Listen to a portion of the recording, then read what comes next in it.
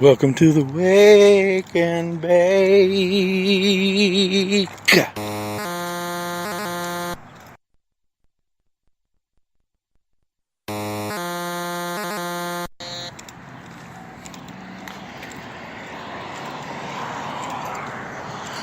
So I don't know if you've ever seen the show Parks and Rec.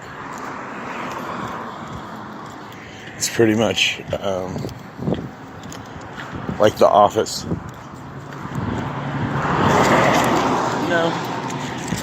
No.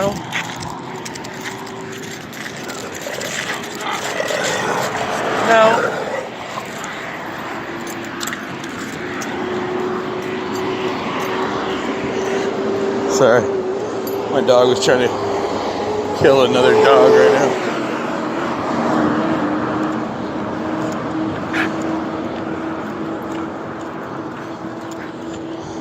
But, there's this character on the show, Tom Halford.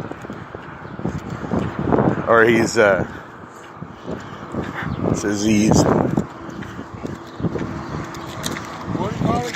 Yep.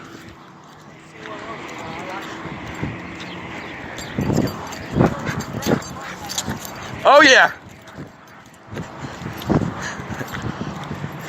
I can train the fuck out of you, bro. Shitfoot. I can train the fuck out of you. You hear me? Hey, you hear me? Anyway, Tom Halford. There must be some good meth going around right now, because there's a lot of fucking walkers, you know? There's a lot of fucking walkers. Anyway, Tom Halford, him and Donna, they do the whole treat yourself.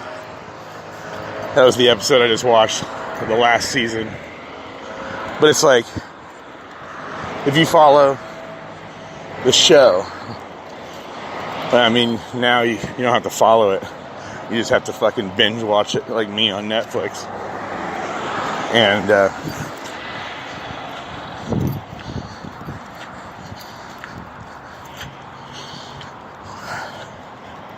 sorry. Every time a tweaker walks by, I have to get quiet because I have to keep an eye on my fucking boy. Because he's a fucking idiot, huh, buddy? I can train the fuck out of him, though. Anyways, yeah, treat yourself. Basically, whenever Tom and Donna go on shopping sprees together. And, but Tom has this thing about him where he does, like, chants with everybody. And, you know, anybody that he does, like, treat yourself type things with. And then he's got a homie who hella sucks. It's like his best friend and his business partner and everything. But he just fucking sucks. And he's really just like a spoiled kid. His dad is the Fonz, which is fucking hilarious. I mean, obviously, he's not the real Fonz. But it's, what's his name that plays the Fonz? But, you know, the average kid doesn't even know who the fucking Fonz is. Because they don't know how to be cool. God, isn't that fucked up? You think about TV icons. And I'm talking about who I consider like a TV icon character, an iconic character, Tom Halford.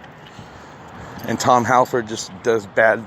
He's like the Ricky from Trailer Park Boys, but in an office setting. He just makes bad business decisions all the time. Except for Ricky takes no prisoners, and he's like, fuck that, I'm not getting fucked over. And then he gets even more fucked over, or he gets put in jail. Whereas Tom Halford's like, no, and he just takes an L. But dude, let's take a fucking moment back here to what I was just thinking back a block ago. And that is, dude, what the fuck? Kids nowadays don't even have the fawns. Like only in retro, they have, they got fucking Joey from fucking Friends, because everybody's watching Friends again. So that's like the cool guy, that's the Fonz. Yeah, I mean, think about it. The Fonz wasn't the brightest, but he was fucking cool, and he always had bitches. You know what I mean?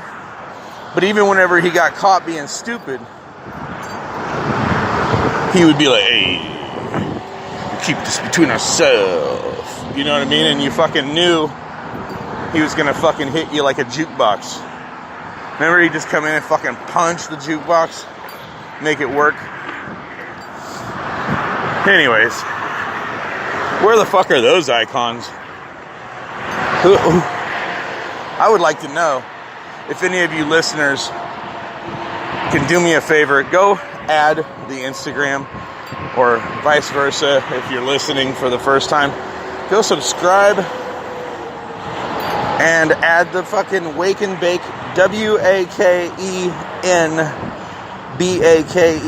podcast. PODCAST. Wake and Bake podcast. I made it as easy as I could.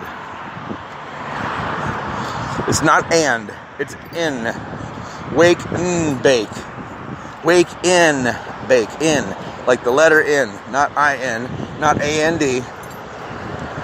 It's actually just an N. WAKEN. Okay. But anyways, yeah. Chris Pratt is our Fonzie now. So, like, you think about the transition. It went from Fonzie to Joey to Chris Pratt's characters. Anything Chris Pratt does. Star-Lord, fucking Andy. That's The Office. I mean, the Parks and Rec show is pretty much where anybody found out about Chris Pratt. Ah, shit. Shitfoot, get over here. I'm gonna train the fuck out of you. Sit down. I'll train the fuck out of you right now in front of everybody. But yeah, so I'm just saying, dude, like that. And I like Chris Pratt, don't get me wrong. And I like Joey from Friends, he's funny. But dude, that's the Fonz. That's our Fonzie right now. That's what the fuck is wrong with the world. You know, back in the day they had Hercules. And I'm sure even to the ancient Greeks, Fonzie looks like a bitch. And actually, you know, real shit, now that I'm grown up, I've actually watched some Happy Days episodes, some Fonzie episodes. And he ain't that tough even. You know what I mean? So, I mean, we had the Duke Boys, and then they did the reboot of the Duke Boys, and instead of fucking handsome fucking cowboy singer dudes, they got Johnny Knoxville and Dude, Where's My Car? I'm just saying, dude, you guys really need to fucking think about this. This is the perfect day to fucking think about this. Anyways, back to Tom Halford. But really fucking consider what I just said. But anyways, back to Tom Halford. Tom Halford and his buddy, and his buddy's sister. His buddy's sister and his buddy, like, they fucking, they're siblings. So they've got, like, they're probably the sad inventors of the singing everything. But, you know, not everybody should sing. My mom shouldn't sing. She doesn't really know the words to anything she likes. She just, growing up on 80s music, although nowadays it's not like it's any better. What's that fucking song? I'm gonna ride my horse to the hotel room. Right? Ride till I can't no more.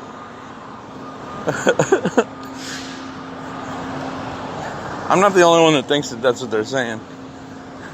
But I don't even listen to that song. I've only heard 58 seconds of it on Instagram. And maybe in a car going by somewhere in Los Banos. But I don't know, like one of my favorite songs is Elton John. Sad songs, because it's all happy. But like whenever I was a kid, I thought he was like, turn around, turn on those sad songs. So I thought you were like turning your back on the sad songs. But now that I'm older and I understand how people like him sing, the Brits, dude, isn't that weird too? Like in the 80s, like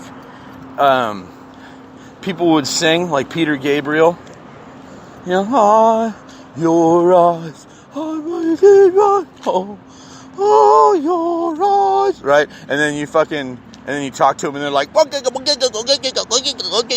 the fuck? You sound like fucking electrocuted Popeye. You know what I'm saying? I don't know, that's Cockney.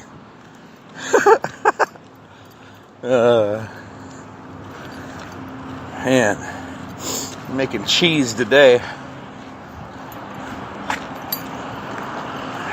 But, yeah, I know, it's stinky, huh? It's probably poison. It smells like, I hate it whenever I smell burnt toast in the air. Ew, that's a horrible smell. That isn't burnt toast, that's like burnt nut cheese. Sorry, I was gagging. Might have been something rotten.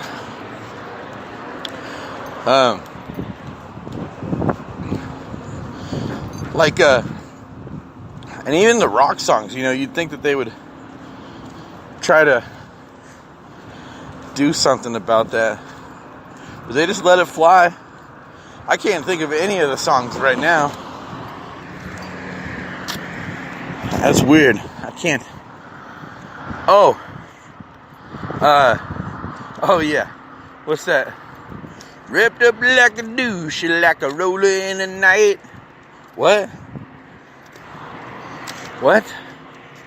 Wrapped up like a douche, like a roller in the night. Wrapped up like a douche.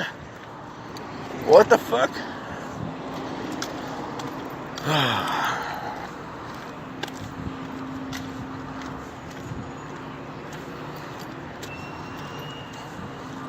It is better.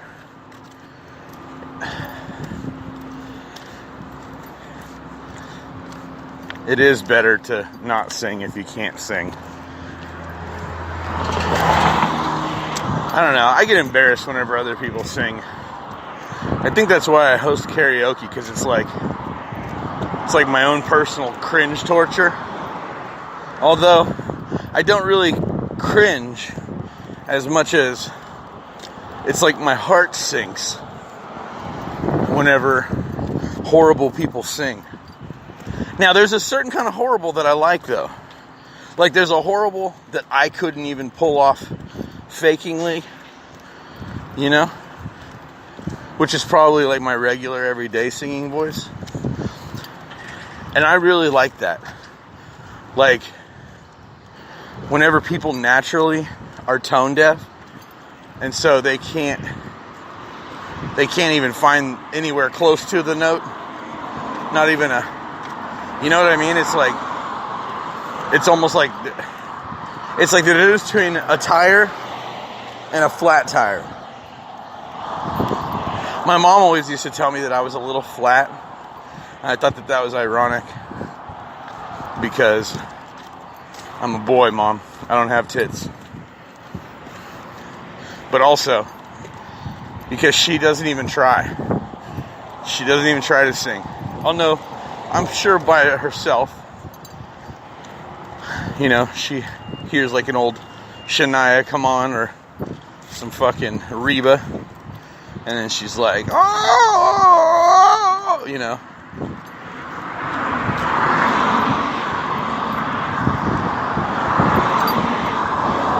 It's funny.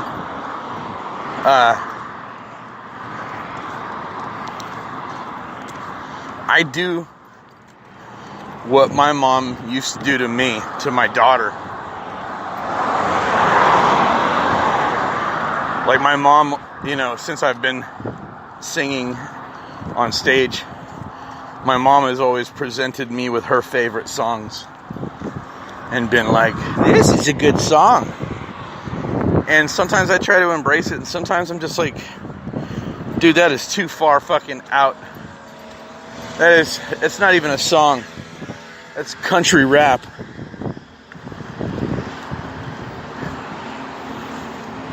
Oh, I smell weed. God, that weed in the morning, man.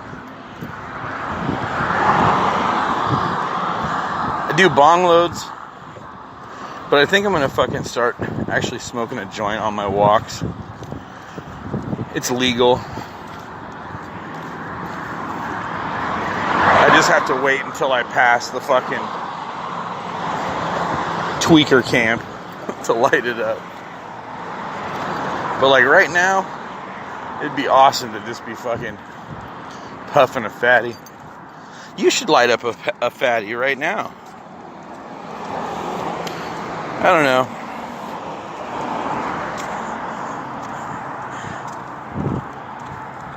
There's no Fonzies, dude. I mean, look at all the Fonzies that my generation had. We had Glenn Danzig. We had actual Fonzie. We had, dude, even Steve Martin played a badass in Little Shop of Horrors. I mean, you know what I'm saying? Like leather wearing black hair thumpers. Where the fuck are they? My great uncle, Tiny Trammell, the semi-professional wrestler and head stomper and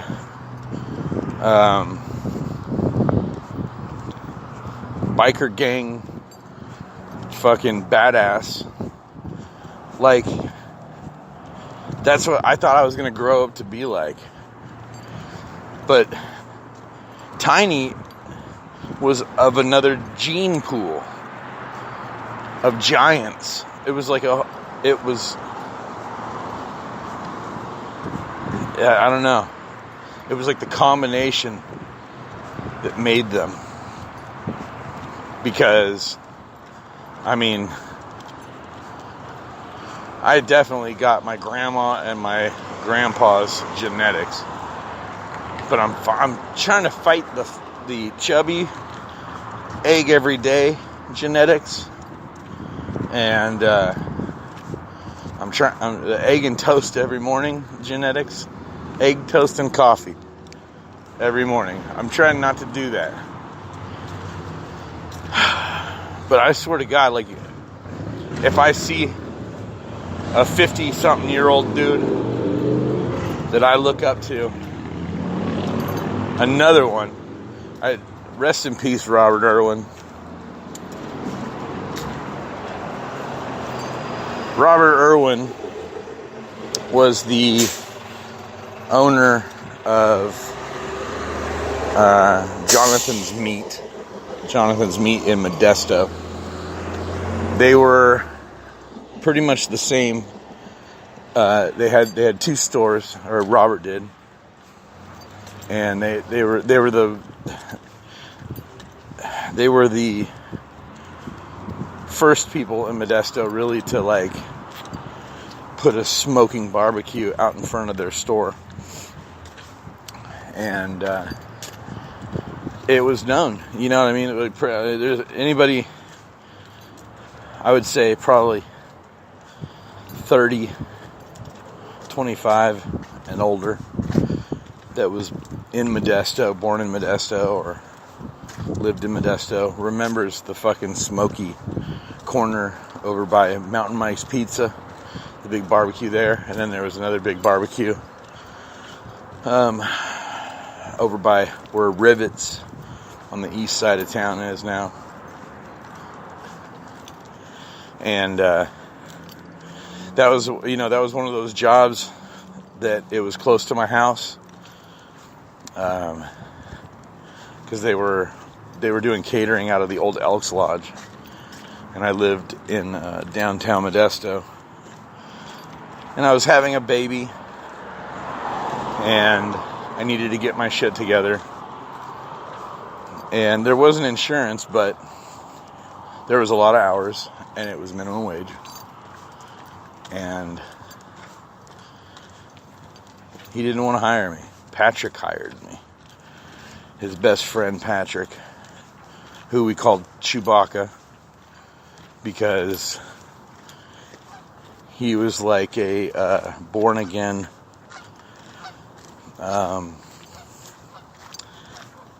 born again. I don't know if you guys are familiar with born again people, but they're usually the most volatile.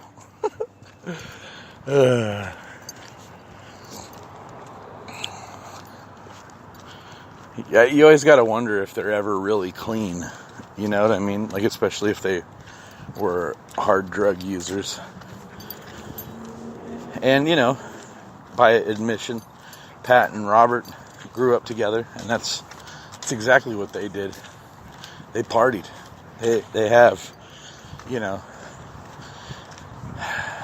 don't know, like whenever I was younger and I'd hung out with these guys, I always pictured them always being like best friends. But, it's probably a little different. It's probably more like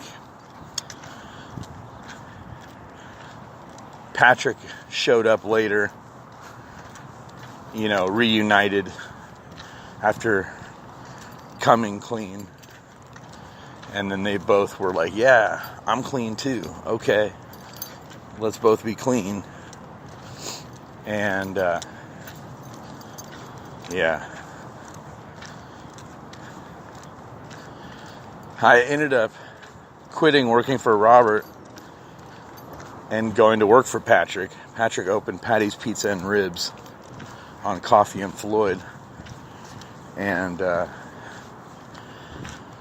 I didn't quit. I got fired from Robert's because his ex-wife, Amy, fucking decided that it was moonlighting, or it was conflict of interest that I worked for 2 catering companies. But one was a restaurant that did occasionally catering, and the other one was all catering. So, whatever, Amy, you're a fucking bitch. Always were. That chick, she was like the first fucking Hillary Clinton I ever met. I didn't have like a point of reference as to what a Hillary Clinton was. But, yeah, that was fucking Amy. But anyway, back to my friend Robert. He eventually brought me back aboard whenever I was going through my divorce. It's kind of funny. I mean, we never stopped being friends. We saw each other, always hugged each other, always joked around, talked shit, And in these last years before he passed, I actually united. He helped me. If you go look at the, I think it's on the Wake and Bake Instagram. It's like the first picture it's Robert. He helped me paint his grandparents' house. because I was renting it for a year or so before I moved to Texas, and he helped me, paint it and get it cleaned up, and it was cool because it was like, I felt like he enjoyed it because it took him back, It was kind of like full circle kind of thing. And at the time, now that I'm thinking about it, he was probably only like 48, which is just a few years older than me at the time. It's so fucking weird. I just gotta take better care of myself than my friends did of themselves.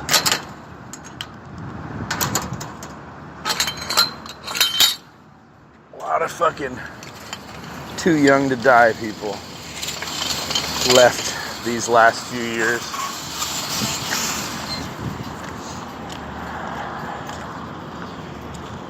I don't know.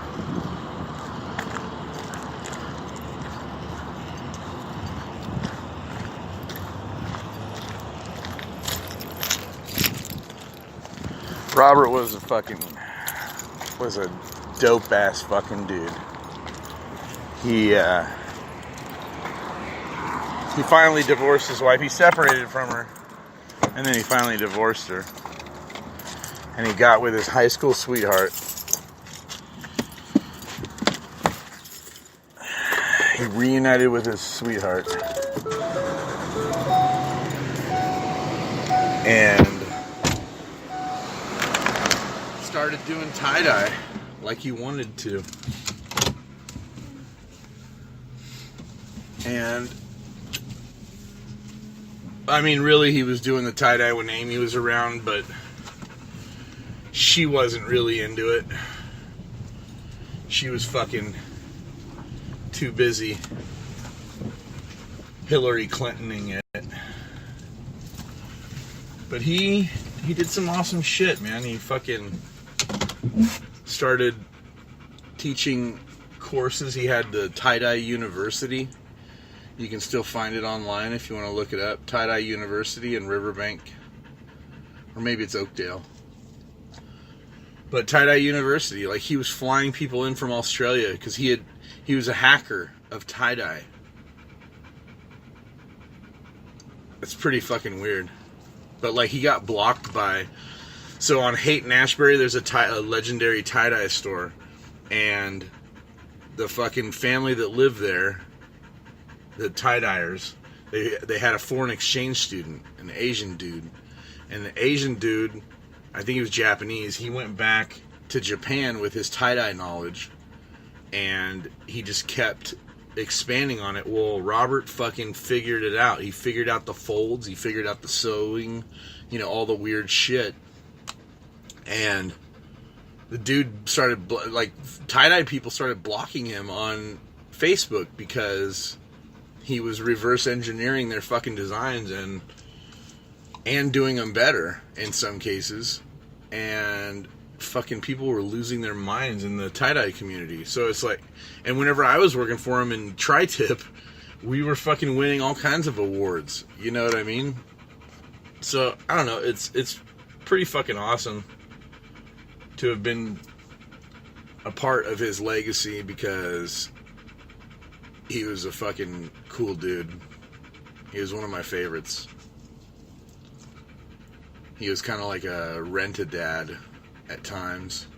He was like that fucking dirty uncle. He was like that mean uncle. He was like that big brother.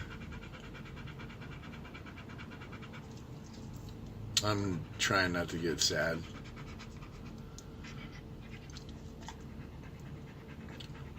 But rest in peace, Robert Irwin. You're a fucking dope dude. And you touched a lot of people. In a good way.